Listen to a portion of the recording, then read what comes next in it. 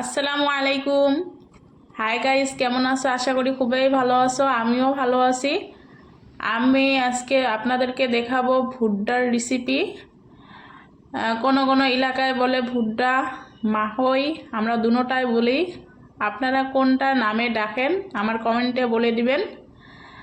এতে ভুট্টা নরম ভুট্টা, বেশি শক্তটা না। আমি প্রথমে ভুট্টাটা ছেড়ে নিলাম, তারপরে গাজর কুচি কুচি করে কেটে নেব। দেখতেই পারছেন কিভাবে কাটছি, এভাবে কেটে নেবেন। আমার ভুট্টাটা ছেড়ে নিলাম, তারপরে গাজরটাও কেটে নিলাম। আমি এখানে দিয়ে দেব শিমলা মির্চিটাও কেটে নিচ্ছি। এভাবে ছোট ছোট করে কেটে নেবেন, চিকন চিকন করে। এটা বানার পরে যে এত ভালো লেগেছে,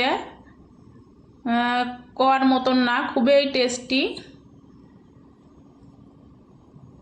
সামান্য একটু তেল দিয়ে দিলাম। তেল দেওয়ার পরে সামান্য একটু পেঁয়াজ আর পরিমাণ মতো কাঁচামরিচ দিয়ে হালকা করে ভেজে, বেশি একটা ভাজবো না, ভাজার পরে আমি দিয়ে দিলাম গাজর আর ক্যাপসিকাম একসঙ্গে দিয়ে দিলাম। যেহেতু গাজরটা অল্প শক্ত, সিদ্ধ হতে টাইম লাগবে, তার জন্য প্রথমতে দিয়ে দিলাম। দেওয়ার পরে লাড়াচাড়া করায় আমি ঢাকনা দিয়ে ঢেকে দেব 5-10 মিনিটের জন্য। আর এখানে দিয়ে দিলাম লবণ আর হলুদ আর সামান্য একটু মরিচের গুঁড়ো। চাই যতটুকু খান ওই অনুযায়ী দিয়ে দিবেন। দেওয়ার পরে ভালোভাবে নেড়ে চেড়ে আমি ঢাকনা দিয়ে ঢেকে দেব। চুলার আঁচটা একদম লতে রাখবেন, নাতে পুড়ে যাবে।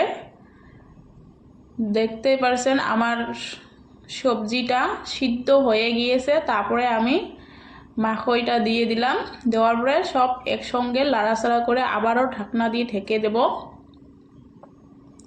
যারা যারা এই মাখইটা খাইতে ভালো লাগে না, এভাবে একবার বানিয়ে খাবেন, দেখবেন ছোট বাচ্চার থেকে বড় মানুষও এভাবে খাওয়া পছন্দ করবে। খুবই সুস্বাদু, খুবই ভালো লাগে। চুলা রাস্তা একদম লতে রেখে ঢাকনা দিয়ে ঢেকে ঢেকে এভাবে বানাবেন, এতই টেস্টি। একবার অবশেষে এভাবে বানিয়ে খাবেন। সবাই ভালো থাকবেন, সুস্থ থাকবেন, আর আমার চ্যানেলটা আপনারা সাবস্ক্রাইব করে রাখবেন।